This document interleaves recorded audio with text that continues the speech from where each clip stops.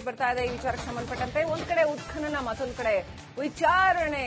ಉತ್ಖನನದ ಜೊತೆಯಲ್ಲಿ ವಿಚಾರಣೆಯನ್ನು ಕೂಡ ಎಸ್ಐಟಿ ಟೀಮ್ ಚುರುಕುಗೊಳಿಸಿದೆ. ಧರ್ಮಸ್ಥಳದ ನಿವೃತ್ತ ಠಾಣಾಧಿಕಾರಿಯನ್ನ ವಿಚಾರಣೆ ಮಾಡಲಾಗಿದೆ. ಬರೋಬ್ಬರಿ 3 ದಿನಗಳ ಕಾಲ ಅವರನ್ನ ವಿಚಾರಣೆ ಮಾಡಲಾಗಿದೆ.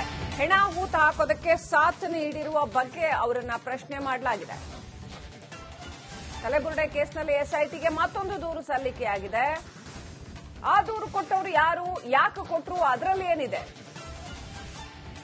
ದೂರು ಕೊಟ್ಟಿರೋ ಅವರ ಉದ್ದೇಶ ಏನು, ದೂರು ಸ್ವೀಕರಿಸಿರೋ ಎಸ್ಐಟಿ ಅದನ್ನ ಮುಂದೆ ಏನ್ ಮಾಡುತ್ತೆ. ರಿಪಬ್ಲಿಕ್ ಕನ್ನಡದಲ್ಲಿ ಈ ದೂರಿನ ಎಕ್ಸ್ಕ್ಲೂಸಿವ್ ಪ್ರತಿ ಲಭ್ಯವಾಗಿದೆ. 2ನೇ ದೂರು ಅಂತ ಹೇಳಲಾಗ್ತಾ ಇದೆ. ಏನಿದೆ 2ನೇ ದೂರಲ್ಲಿ, ಯಾರು ಅದನ್ನು ಕೊಟ್ಟಿರ್ತಕ್ಕಂಥವ್ರು, ಯಾತಕ್ಕೋಸ್ಕರ ಕೊಟ್ಟಿದ್ದಾರೆ, ಅದರ ಡೀಟೇಲ್ಸ್ ರಿಪಬ್ಲಿಕ್ ಕನ್ನಡದಲ್ಲಿ ಲಭ್ಯ ಇದೆ. 2ನೇ ದೂರು ಉದ್ದೇಶ ಏನು, ಈ ದೂರು ಕೊಟ್ಟಿರುವಂತಹ ಉದ್ದೇಶ ಏನು, ದೂರನ್ನ ಎಸ್ಐಟಿ ಸ್ವೀಕರಿಸಿದೆಯಲ್ಲ ಆ ನಿಟ್ಟಿನಲ್ಲಿ, ಆ 2ನೇ ದೂರಿನ ನಿಟ್ಟಿನಲ್ಲಿ ಎಸ್ಐಟಿ ಯಾವ ರೀತಿಯಲ್ಲಿ ತನಿಖೆಯನ್ನ ಕೈಗೊಳ್ಳುತ್ತೆ. ಹಾಗಾದ್ರೆ ರಿಪಬ್ಲಿಕ್ ಕನ್ನಡದಲ್ಲಿ ದೂರಿನ ಎಕ್ಸ್ಕ್ಲೂಸಿವ್ ಪ್ರತಿ ಲಭ್ಯವಾಗಿದೆ. ವೀಕ್ಷಕರೇ, ರಿಪಬ್ಲಿಕ್ ಕನ್ನಡದ ಮತ್ತೊಂದು ಸ್ಫೋಟಕ ಸುದ್ದಿ. ತನಿಖೆಯಲ್ಲಿ ತಮ್ಮನ್ನ ಸೇರಿಸಿಕೊಳ್ಳಿ ಅಂತ ವ್ಯಕ್ತಿಯೊಬ್ಬರು ಮನವಿ ಮಾಡಿದ್ದಾರೆ. ಧರ್ಮಸ್ಥಳ ಗ್ರಾಮಸ್ಥರಿಂದ ದೂರಿನ ಮೂಲಕ ಮನವಿ. ಗ್ರಾಮಸ್ಥರೊಬ್ಬರು, ಮುಸುಕುಧಾರಿ ವ್ಯಕ್ತಿ ಯಾರು ಅಂತ ನಮಗೆ ಗೊತ್ತಿದೆ, ಆತ ಶವಗಳನ್ನ ಹೂತಿತ್ತಿರುವ ವಿಚಾರ ನಮಗೂ ಗೊತ್ತು ಅಂತ ವ್ಯಕ್ತಿಯೊಬ್ಬರು ಬಂದಿದ್ದಾರೆ. ಆತ ಇಲ್ಲಿ ಏನೇನು ಮಾಡ್ತಿದ್ದ ಅನ್ನೋದು ಗೊತ್ತಿದೆ. ಎಸ್ಐಟಿಗೆ ನೀಡಿದ ದೂರಿನಲ್ಲಿ ಗ್ರಾಮಸ್ಥರೊಬ್ಬರು ಆ ಮಾಹಿತಿಯನ್ನು ಕೊಟ್ಟಿದ್ದಾರೆ. ತನಿಖೆಯಲ್ಲಿ ತಮ್ಮನ್ನು ಸೇರಿಸಿಕೊಳ್ಳಿ ಅಂತ ಮನವಿ ಕೂಡ ಮಾಡಿದ್ದಾರೆ. ಧರ್ಮಸ್ಥಳ ಗ್ರಾಮಸ್ಥರು ಎನ್ನಲಾದಂತಹ ವ್ಯಕ್ತಿಯೊಬ್ಬರು ಬಂದಿದ್ದಾರೆ. ಬಂದು 2ನೇ ದೂರು ಕೊಟ್ಟು, ನನಗೂ ಗೊತ್ತಿದೆ ಶವ ಹೂತಿಟ್ಟಿರುವಂತಹ ವಿಚಾರ, ನನಗೂ ಗೊತ್ತಿದೆ, ನನ್ನನ್ನು ಸೇರಿಸಿಕೊಳ್ಳಿ ತನಿಖೆಯಲ್ಲಿ ಅಂತ ದೂರು ಕೊಟ್ಟಿದ್ದಾರೆ. ಧರ್ಮಸ್ಥಳದ ಸುತ್ತಮುತ್ತ ಶವ ಹೂತಿರೋದನ್ನ ನೋಡಿದ್ದೇವೆ ಅಂತ ಈ ವ್ಯಕ್ತಿ ಹೇಳ್ತಾ ಇರುವಂತದ್ದು. 2ನೇ ವ್ಯಕ್ತಿ, ರಹಸ್ಯವಾಗಿ ಹೂತಿದ್ರೂ ಕೂಡ ನಮಗೆ ಅದು ರಹಸ್ಯ ಅನ್ನಿಸ್ತಾ ಇಲ್ಲ.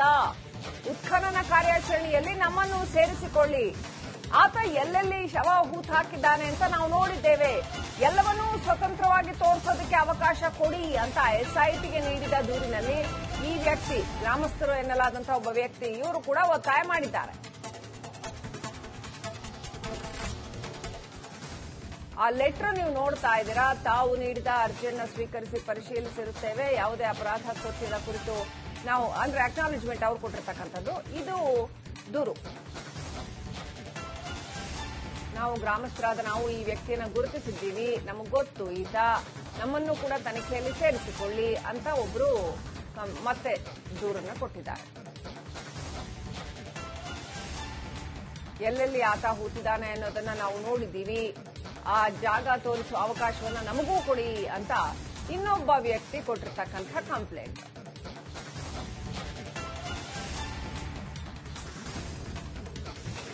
ಈ ವ್ಯಕ್ತಿ ಯಾರು ಅನ್ನೋದು ನಮಗೆ ಗೊತ್ತು.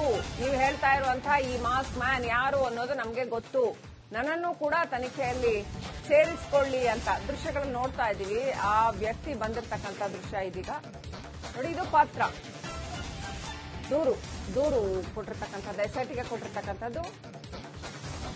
ಸೊ ಈ ತನಿಖೆಗೆ ನಾವು ಸಹಕಾರ ನೀಡಬೇಕು ಅಂತ ನಿರ್ಧಾರ ಮಾಡಿದ್ದೀವಿ.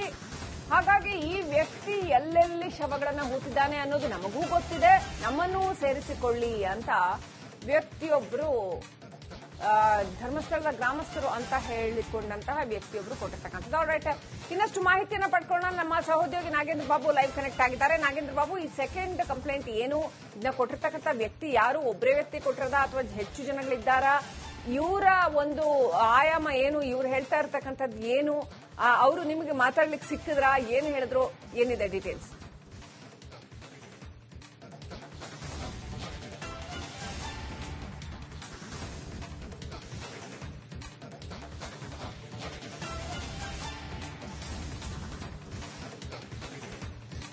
ಶ್ರೀಲಕ್ಷ್ಮಿ ನೋಡಿ, ಈಗ ಪ್ರಮುಖವಾಗಿ ಈಗ ಮತ್ತೊಂದು ದೂರಿನ ಪ್ರತಿ ಈಗ ರಿಪಬ್ಲಿಕ್ ಕನ್ನಡಕ್ಕೆ ಲಭ್ಯವಾಗಿರುವಂತದ್ದು. ಆ ದೂರು ಯಾವುದು ಅಂತಂದ್ರೆ ಧರ್ಮಸ್ಥಳದ ಗ್ರಾಮಸ್ಥರು ಕೊಟ್ಟಿರುವಂತಹ ದೂರು.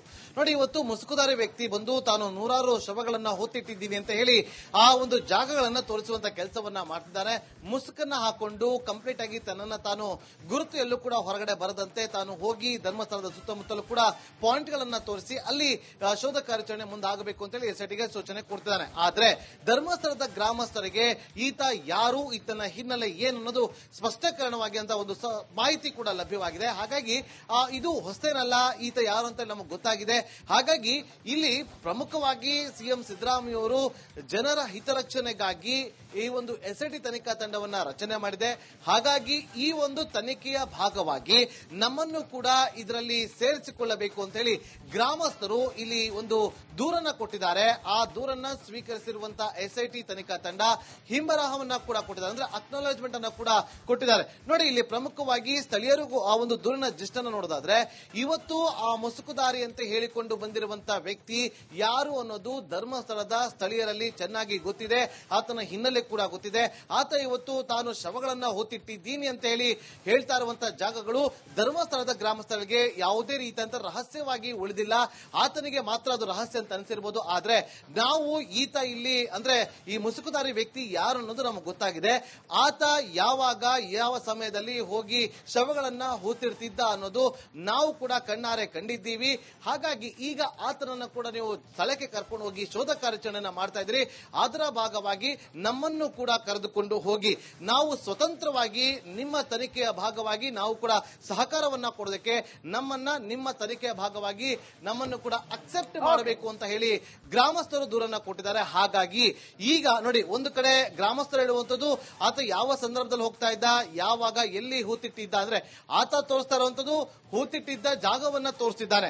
ಈಗ ಗ್ರಾಮಸ್ಥರು ಹೇಳ್ತಿರುವಂತದ್ದು ಆ ಹೂತಿಟ್ಟಿದ್ದಂತ ಜಾಗಕ್ಕೆ ಹೇಗೆ ಹೋಗ್ತಿದ್ದ ನಾವು ನೋಡಿದ್ದೀವಿ, ನಮ್ಮನ್ನು ಕೂಡ ಸೇರಿಸಿಕೊಳ್ಳಿ ಅಂತೇಳಿ ಅವರು ಮನವಿಯನ್ನ ಮಾಡಿಕೊಂಡಿದ್ದಾರೆ. ಹಾಗಾಗಿ ಎಸ್ಐಟಿ ತಂಡ ತನಿಖಾ ತಂಡದ ವಿವೇಚನೆಗೆ ಬಿಟ್ಟಿರುತ್ತೆ. ಅವರನ್ನು ಕೂಡ ಈ ಭಾಗವಾಗಿ ಸೇರಿಸಿಕೊಳ್ತಾರಾ ಇಲ್ಲೋ ಅನ್ನೋದನ್ನ ಕಾದ್ ನೋಡ್ಬೇಕಿದೆ. ಶ್ರೀಲಕ್ಷ್ಮಿ ರೈಟ್, ದಯವಿಟ್ಟು ಸಂಪರ್ಕದಲ್ಲಿರಿ ನಾಗೇಂದ್ರ ಬಾಬು.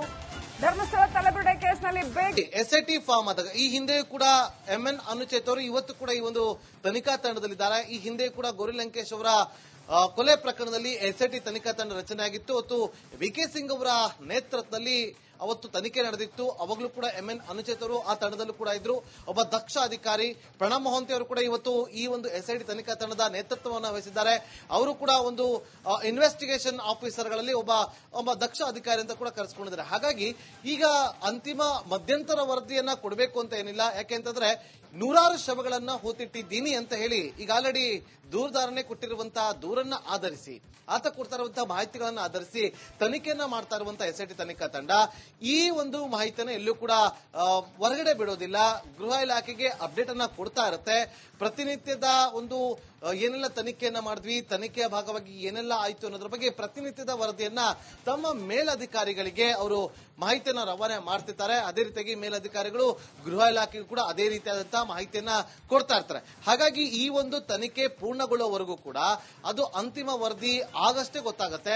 ಸದ್ಯಕ್ಕೆ ಈಗ ಸಿಗ್ತಾ ಇರುವಂತಹ ಮಾಹಿತಿ ತನಿಖೆ ಯಾವ ಹಂತದಲ್ಲಿ ನಡೀತಾ ಇದೆ, ಹೇಗೆ ನಡೀತಾ ಇದೆ ಅನ್ನೋದು ಒಂದಷ್ಟು ಮಾಹಿತಿಗಳು ಸಿಗ್ತಾ ಇದೆ ವಿನಃ ಈಗ ಎಲ್ಲರೂ ಕೂಡ ನೋಡ್ತಿದ್ದಾರೆ.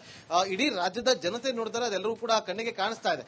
ಅದನ್ನ ಹೊರತುಪಡಿಸಿ ಇನ್ಸೈಡ್ ಏನಾಗ್ತಾ ಇದೆ ಅನ್ನೋದನ್ನ ಎಸ್ಐಟಿ ಎಲ್ಲೂ ಕೂಡ ರಿವೀಲ್ ಮಾಡೋದಿಲ್ಲ, ರಿವೀಲ್ ಮಾಡಲೂಬಾರದು, ಅದು ಮ್ಯಾಂಡೇಟರಿ ಕೂಡ. ಶ್ರೀಲಕ್ಷ್ಮಿ ದಯವಿಟ್ಟು ಸಂಪರ್ಕದಲ್ಲಿರಿ ನಾಗೇಂದ್ರ ಬಾಬು. ಬ್ರೇಕಿಂಗ್